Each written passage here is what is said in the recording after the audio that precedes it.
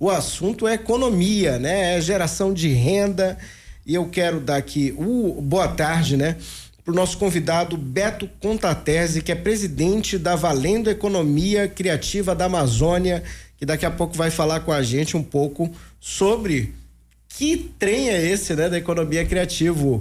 Boa tarde, Beto. Boa tarde, um prazer estar aqui, prazer estar com todos vocês. A gente vai explicar um pouquinho dessa nova matriz que deve ser a grande matriz econômica do século XXI.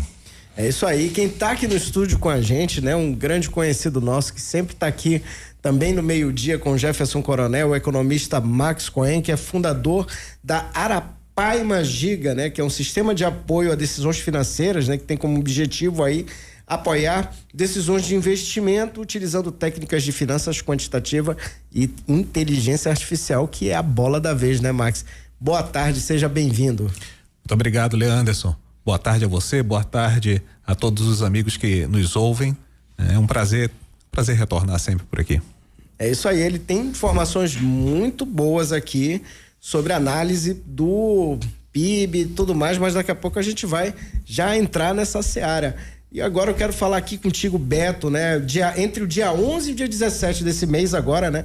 Manaus vai sediar a Amazônia Criativa, o primeiro fórum de economia criativa da Amazônia. Isso, e eu queria saber de ti, o que é essa economia criativa? Pois bom, do dia 11 ao dia 17, a gente tá tendo a oportunidade de sediar o primeiro fórum de economia criativa da Amazônia Legal, que vai ser sediado em Manaus. Ele tem 2 etapas, um polo de educação criativa que ocorre de 11 a 15 no Senac Amazonas, localizado ali na Avenida Djalma Batista, e nos dias 16 e 17 lá na Rua Barroso, numa atividade integrada com um casarão de ideias bem ao lado ali do Teatro Amazonas. A gente faz uma feira de economia criativa com uma série de empreendedores dessa nova economia, tanto na parte de produtos criativos quanto também gastronomia. E aí tem também uma programação integrada com outras linguagens que a gente chama de economia da cultura, parte dessa economia criativa. Então vão ter exposições de cinema com temas atrelados à criatividade, vão haver exposições, oficinas, e aí tudo isso ocorre no final de semana. E durante a semana, quero ressaltar, de 11 a 15, as inscrições estão abertas, serão 3 painéis diários reunindo especialistas de diversas áreas que compõem a economia criativa no Amazonas. E quem tá nos ouvindo agora é só correr lá pro site valendo.org.br/Amazônia Criativa. Lá você vai verificar todos os painéis, quem são os participantes, os temas, e a gente convida todo mundo a conhecer essa nova matriz, que nem é tão nova assim, mas que agora vem sistematizando e criando riqueza, que é a economia do conhecimento. Então, já aproveitando a tua pergunta, a economia do conhecimento é algo que já vem se falando há muito tempo. Ela substitui a matriz de base industrial, que todos nós conhecemos e conhecemos bem até pelo PIN. A economia do conhecimento é quando a gente utiliza a matéria-prima da experiência, da cultura, do meio acadêmico para desenvolver produtos e serviços. Significa que você utiliza a matéria-prima do conhecimento humano para gerar produtos e serviços comercializáveis e produzir riqueza, impostos, empregos, renda. E é essa a intenção e a temática do evento, que começa agora dia 11, como você bem falou, e é encerrado no dia 17. E o que pode, quanto de lucro hoje a economia criativa pode gerar? Olha, em dados aqui, assim, na nossa região aqui, pelo menos. Vamos lá. Em dados nacionais, ela já representa hoje, em dados empíricos, né, estatísticos, algo em torno de quase 4% do PIB brasileiro.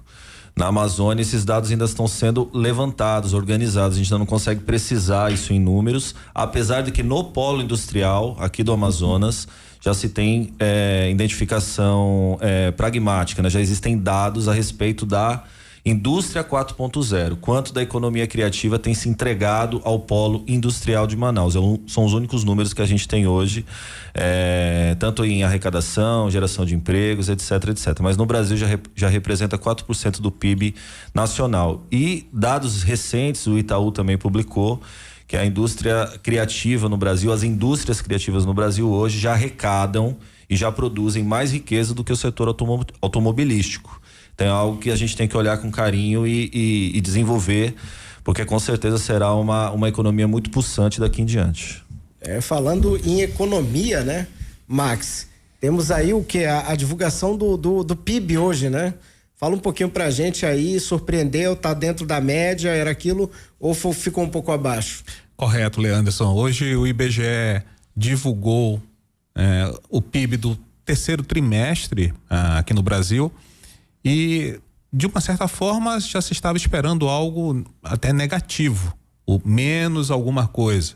E ficou numa situação que a gente pode dizer de estagnado.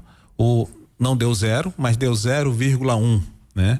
Se desse zero, isso já ia ser um problema em termos técnicos, né? Na questão do número.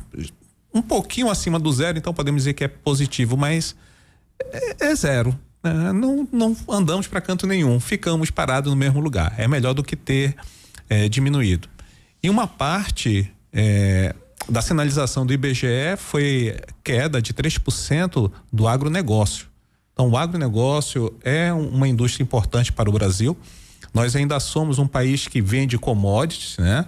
Precisamos ir para uma economia do conhecimento, precisamos investir em educação nas suas várias vertentes, precisamos produzir novas tecnologias, novos produtos para podermos não largarmos a agricultura e a pecuária, mas deixarmos de sermos muito, como podemos dizer, precisarmos somente de commodities para vender. Uhum.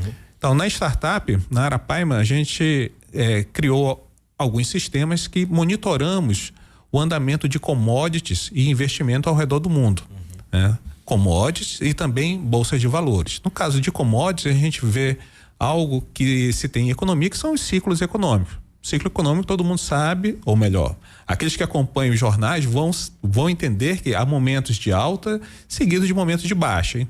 Então, temos altas e baixas. Nesse momento, os preços de commodities ao redor do mundo, eles estão caindo, eles estão diminuindo. Commodities agrícolas, que é o nosso caso.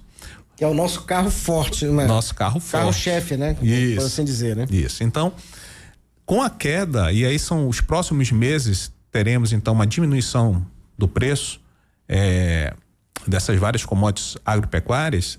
Isso significa a menor entrada de divisas para o Brasil.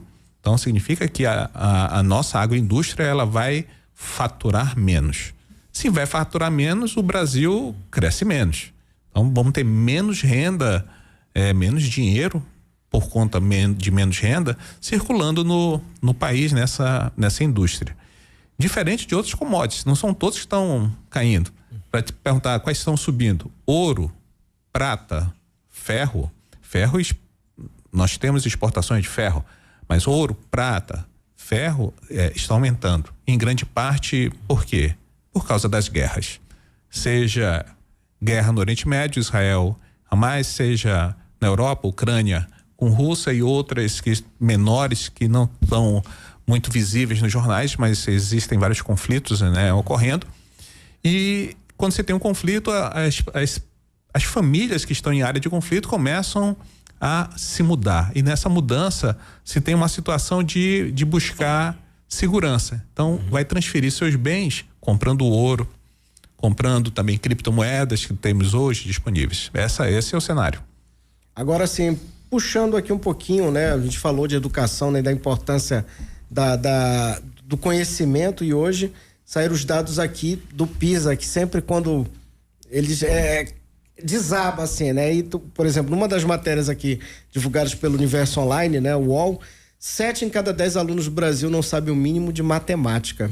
Como é que vocês analisam assim as nossas perspectivas econômicas com base numa educação que a gente tem, que ano após ano mostram assim índices tão ruins, né? A gente até comentava um pouquinho antes sobre a questão de educação financeira, né? Necessidade de aprender, mas aí a gente vê que a gente não tá andando para trás até no básico do básico, né? A preocupação é imensa, né? Quando a gente fala de economia do conhecimento, que são tantas, né? Hoje a gente fala de economia verde, solidária, de impacto, a gente dá vários nomes que se sobrepõem umas nas outras, né? Mas falando de economia do conhecimento, que é uma tendência global já operando, né? A educação é uma matriz básica. Então, isso é um problema recorrente no Brasil e que precisa ser olhado com muito carinho e rápido, para a gente não correr o risco, como comentou agora há pouco o economista. Aliás, muito bacana ter a oportunidade de falar de economia criativa com economistas, que é para a gente tentar conscientizar o máximo de pessoas possível, que não adianta só falar de sustentabilidade, empregos do futuro, se a gente não falar de educação e não falar disso atrelado à economia. Como produzir bens e serviços através da criatividade humana com valor. Isso não é uma novidade em muitas partes do mundo. Só para conceituar rapidamente, isso é uma discussão do final da década de 80. Quando Londres, Austrália começaram a criar políticas públicas em seus países, né? Nem em seus estados ou municípios, né? Como a gente tem de exemplo aqui no Brasil, que já tem esse desenvolvimento ocorrendo, mas de forma não estruturada e conjunta. Ela é feita individual em cada ponto do país. Mas respondendo à tua pergunta, sem educação não há matriz de desenvolvimento para a economia do conhecimento. Como o nome mesmo já diz. Então também nem não há. Então corrigir isso é óbvio que não é uma receita fácil, ninguém aqui está dizendo isso, mas acho que mobilizar o entendimento público, privado e civil a respeito da importância dessa nova matriz econômica é garantir justamente que a gente tenha um futuro global. Porque a globalização não está só no uso das redes sociais dos outros, tá? E a gente conseguir gerar valor. Eu costumo dizer, para concluir, que a gente tem que decidir daqui a um tempo se nós vamos ser consumidores 4.0 ou vamos ser produtores 4.0. Porque a gente falou agora há pouco do setor primário, né? É a mesma coisa. Então a gente tem que ver em que lado a gente quer estar, se é só consumo ou se a gente vai produzir e gerar riqueza. Ô, Leandro, eu fiquei muito satisfeito hoje de ler o jornal e saber que 3 garotas do curso de design da Universidade Federal do Amazonas ganharam um prêmio de design da Apple. Sabe a Apple? Do iPhone, só do Mac? A Apple, né? Isso. A Apple todo ano tem a conferência que reúne os desenvolvedores, né? Das plataformas, computadores e celular da empresa. E antecede concurso. Então, as 3 garotas de design, aí entramos em economia criativa, vamos ver a criatividade do design, juntando a ciência com a técnica, com a criatividade, explorando novos campos, né? Mas isso é um ponto no oceano, porque, como você mencionou, a partir dos resultados da educação internacional, nós estamos lá mais do meio para o final da fila do que do meio para o início, né? E podemos dizer que a mãe de todas as ciências é a matemática. Se vamos ruim em matemática, português, que é a nossa forma de comunicar, nós temos então uma deficiência na nossa juventude que vai impactar o mercado de trabalho. Se vemos hoje, e eu trabalho com isso, com inteligência artificial, você vai ver inteligência artificial em vários campos, na indústria, na moda, na mecânica dos automóveis, né? Eu utilizo inteligência artificial na área de finanças e investimento. Então, é mais do que uma moda, é um caminho a ser tracejado para o futuro. Se os nossos jovens não souberem matemática, eles não vão conseguir ingressar nesse campo. Eles não vão conseguir ir para uma faculdade de engenharia, uma faculdade de economia que usa bastante matemática, estatística. Então, temos um sinal de alerta sobre o futuro. E assim, é claro que isso não é uma questão simples de resolver, é uma questão muito complexa, mas antes da gente ir para o intervalo, eu queria ouvir vocês dois sobre o que a gente poderia, o que o Brasil poderia fazer para tentar melhorar essa base, para que a gente possa ter esse tão sonhado / necessário desenvolvimento aí econômico, né? Bom, para a atividade da qual sou especialista, acho que o primeiro passo é a gente entender que a economia criativa não é só a economia da cultura, ela envolve pautas de trabalho, de impostos, então envolveria ministérios da economia, do trabalho, enfim, outras inteligências que não só a economia da cultura, já agregando a parte tecnológica e já agregando outros setores potentes, como o setor da moda, como foi lembrado, o setor de tecnologia avançando também no Brasil em vários aspectos. Eu acho que tem que ter uma política pública clara, orientada pelo governo federal, chegando nos estados também, onde se criem suas políticas direcionadas ao fomento e desenvolvimento desta economia. E aquilo que você comentou anteriormente, um investimento de educação que deve começar agora, para que talvez em 2 décadas, 1 década, 2 décadas, você consiga iniciar aí de forma competitiva a inserção do Brasil nesse novo mercado da economia do conhecimento. E haja atraso, né, Max? Porque, como ele falou, né, já se falava décadas, nos anos 80, né? Isso, na década de 80, né? Correto. Década de 80 eu era um bebê, né? Eu já tô com 43 anos, ou seja, tem como a gente correr atrás aí com tanto atraso? Leandro, desde que eu me entendo entrando para a faculdade, nós estamos correndo atrás desse atraso, e esse atraso a gente nunca consegue ultrapassar o atraso e ficarmos com uma agenda né, atual, salvo raras exceções, né? Mais uma vez, temos ilhas de exceções, seja uma escola pública no interior do Ceará que se destacou, seja os nossos centros de excelência, como o Instituto Tecnológico da Aeronáutica, como o Instituto Militar de Engenharia, algumas universidades, universidades públicas que temos, federais ou estaduais, como USP, Unicamp, UFRJ, Federal do Rio Grande do Sul, universidades importantes que se destacam. Mas são apenas ilhas, né? Fundação Getúlio Vargas, em São Paulo, onde eu estudei, é uma ilha na educação em termos de administração e finanças. Falta muita coisa, né? Falta, em primeiro lugar, melhor salário para os professores, né? Esse é histórico, o quanto o professor na rede pública ou privada ganha mal. Em segundo lugar, a infraestrutura, né? Precisamos de ter uma sala de aula com equipamentos, com um computador, com ar-condicionado, iluminação decente, etc. Em terceiro lugar é conteúdo. Não adianta ficarmos com conteúdo. O que é a sala de aula hoje? A sala de aula hoje é a mesma sala de aula, de um modo geral, né, que foi criada na Revolução Industrial, há mais de 100 anos atrás.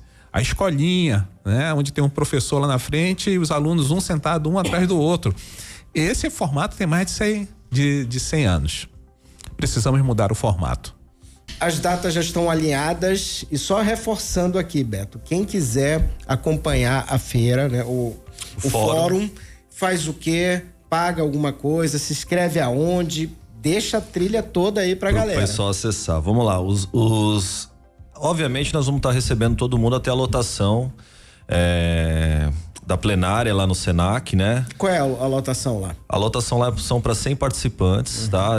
As inscrições já começaram, né? Elas estão bem avançadas, então para você que quer garantir a tua participação numa dos 15 painéis que vão ocorrer de segunda a sexta-feira, bom, o evento então, de 11 a 17, de 11 a 15 lá no Senac Amazonas da Djalma Batista, vão ser 15 painéis, 3 por dia, né? De segunda a sexta. Quais os principais, assim, que tu gostaria de pincelar, assim? Pois é, nós vamos falar de bioeconomia, de gastronomia, do setor de moda, do setor de inovação e tecnologia, nós vamos falar dos setores que compõem a economia da cultura, para discutir como melhor. Eu ouvi agora o comentário do Mel, então nós vamos estar discutindo lá como é que os setores da economia criativa podem agregar ao setor primário, à indústria, para beneficiamento, para marketing, para desenvolvimento de design de produto, para publicidade disso tudo. Então nós vamos estar discutindo, são diversos temas. Essa primeira edição ela vai falar da economia criativa num plano mais macro, mais amplo. A gente provavelmente no segundo ano em diante vamos estar falando mais de setores segmentados com potência de geração de riqueza a curto prazo, mas nessa primeira edição nós vamos falar de uma forma mais ampla. Então destacar são múltiplas áreas. Então eu diria para quem está nos ouvindo agora, cadastre-se, participe do primeiro Fórum de Economia Criativa da Amazônia Legal. Para você participar, só acessar o site da Valendo na internet, valendo.org.br/Amazônia Criativa. Lá vão ter todos os painéis, o ingresso custa R$10, é um ingresso social.